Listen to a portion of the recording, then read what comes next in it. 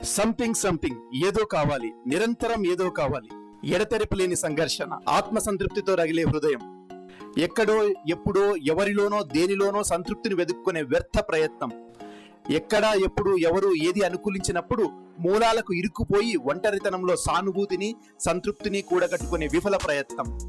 ఒక్కొక్కటిగా ముళ్ళకంపలు అల్లుకుపోతూనే ఉన్నాయి. తెగాలి, తెంచుకోవాలి, విదిలించుకోవాలి, వదిలించుకోవాలి. మనకంటూ సోషల్ స్టేటస్ కోల్పోతే ఏం కాదు, మనకంటూ మంది మార్బలం లేకపోతే ఏం కాదు.